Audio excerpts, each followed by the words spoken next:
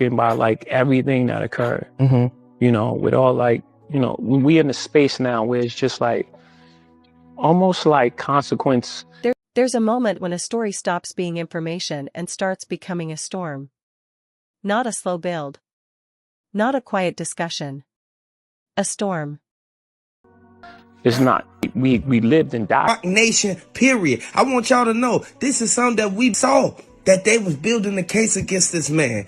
He was there at her house 2 days before, and then the day that she had her mysterious death, this is where Kim Porter, she kept trying to make a phone call and let everybody know that she was in danger.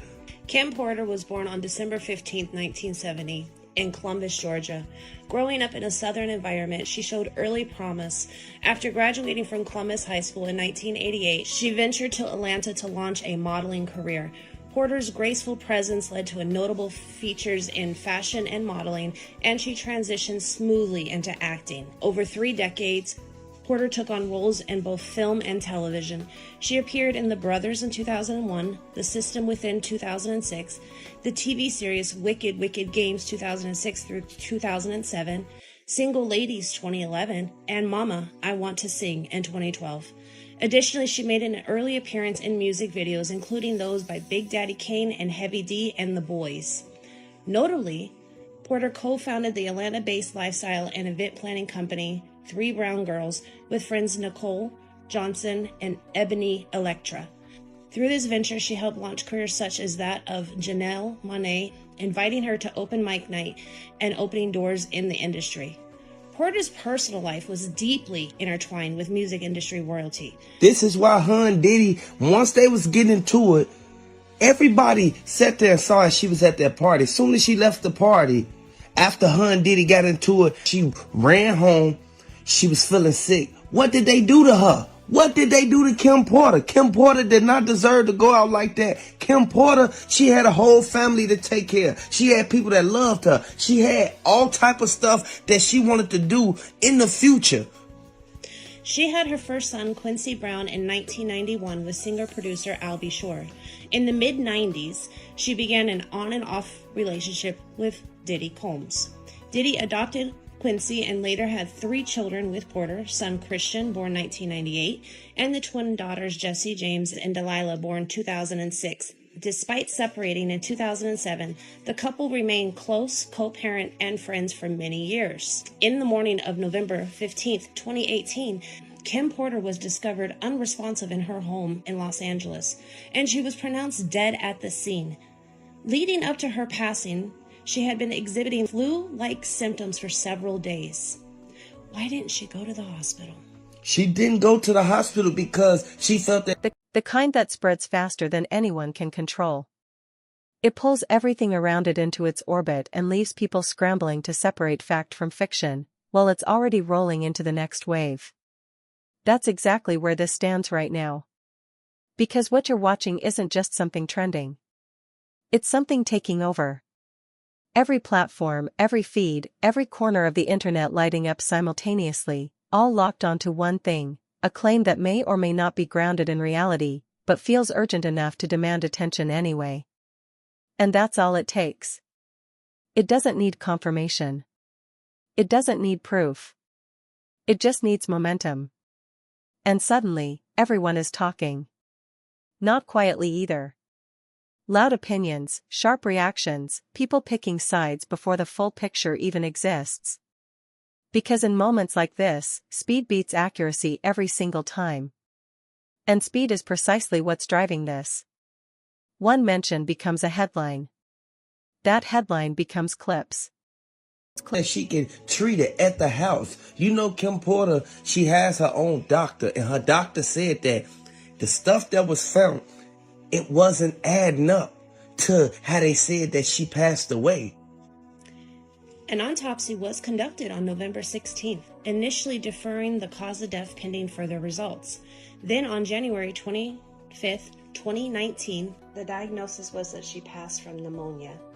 The death was ruled natural. Additional details unearthed. Reports describe that her bedroom, there were multiple bottles of water, Pedialyte, sports drinks, and tomato soup, suggesting efforts to stay hydrated during a severe illness. She was trying to help herself, and she was trying to make it to where she'll recover faster so that she can be able to continue working. I want everybody to know, man, drop the RIP Kim Porter's down in the comment section. Hit the like button if you're a fan of Kim Porter. Hit the like button if you think that Kim Porter was set up. Kim Porter had a lot going on. She could have made it out of this incident.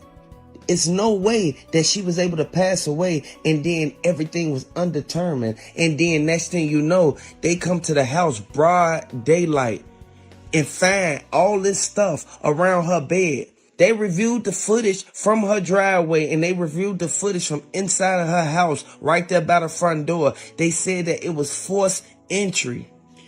You know, I have a hard time believing this theory, shall we say, and I have a hard time believing that she just passed away of natural causes. There's just one particular person that's in her life that, you know, has orchestrated a couple different incidents where people have mysteriously passed away, but he's been able to manipulate the autopsy reports. As a mother, you're going to do everything you can to get better for your children. She had beautiful children and they were her life and her world. There is no way that she just laid at home and passed away willingly. I know that J-Lo, she had something to do with this. And J-Lo is one of the main ones who was around when the Shine incident happened. She was around when that happened to Tupac and Biggie. A lot of people miss certain things in those cases, but one person who knew everything that was going on, as far as down to the fact that Diddy had cameras in his walls of his house. As soon as Diddy got charged, that's when everybody started falling back from Diddy. Now, they abandoned Diddy all because of one thing, because they wanted Diddy not to mention their name in the indictment or in none of the stuff that was going on, because he was willing to tell on everybody. And I think to some point he probably has spilled some beans because they're taking a little too long to determine what they're going to do with P. Diddy. They're taking a little too long to determine if he's going to be able to walk a free man or if he's going to have to deal with this any further. There is too many circumstantial evidence. There is too many things that line up over the history of events that it just makes it to where it's hard to believe this is a coincidence. It's not a coincidence. Kim Porter, she knew exactly everything that Diddy was doing, and she kept trying to tell him to stop. Get out of this, man. Stop commencing in these crimes. You don't have to do this. You already got money. At the end of the day, she tried to save the man that she loved because despite everything he put her through, she truly loved him. They had beautiful children together, and all she wanted was him to actually settle down, make her a wife, and literally, you know, have their family and do what families do. But he was too caught up in it.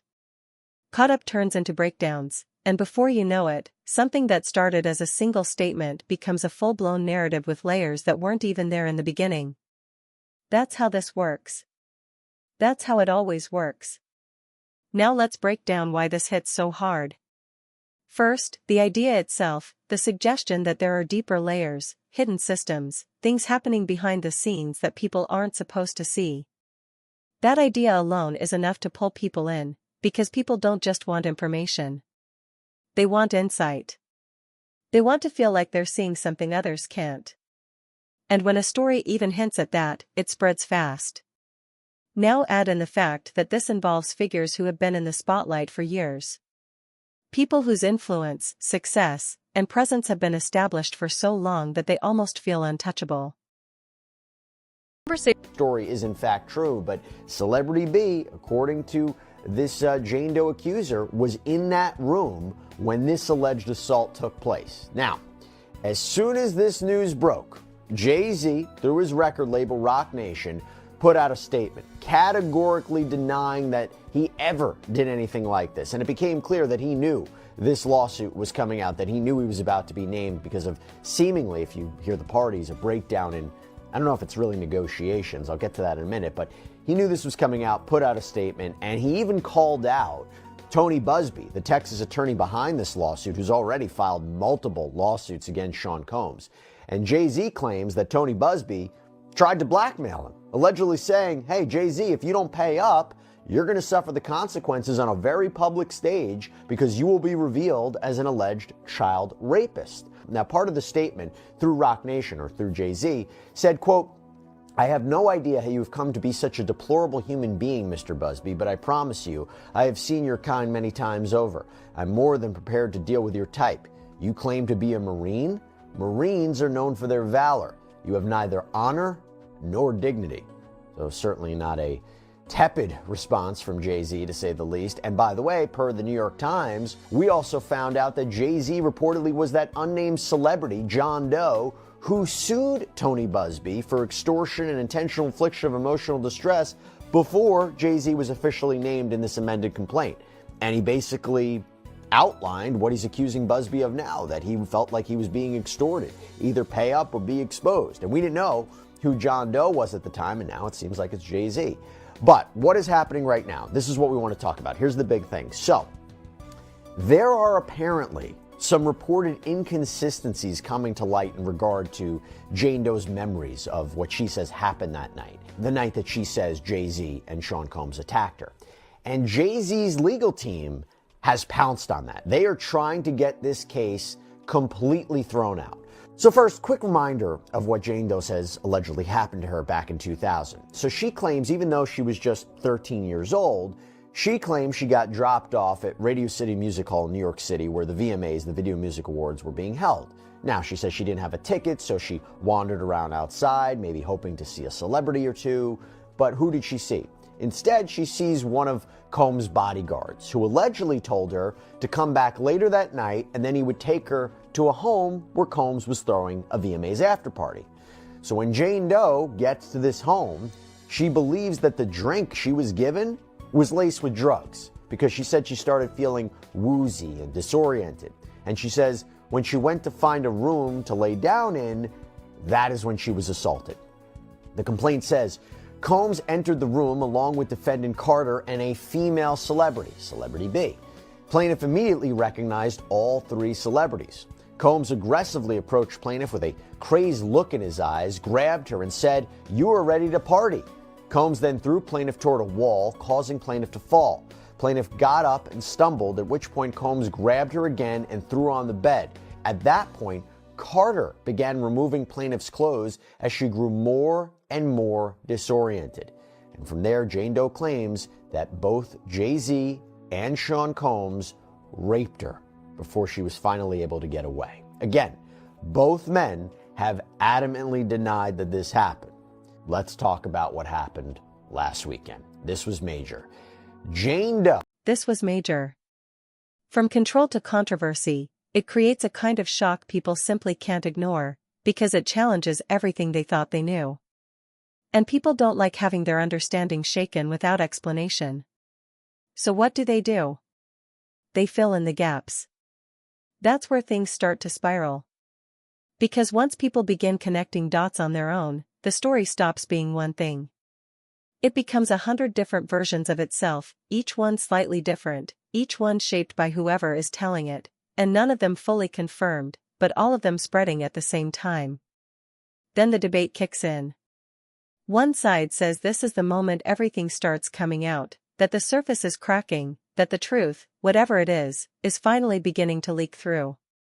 The other side pushes back hard, arguing that none of this is verified, none of this is confirmed, that this is pure speculation being amplified into something it hasn't earned the right to be yet. And she acknowledged that her story does have some inconsistencies.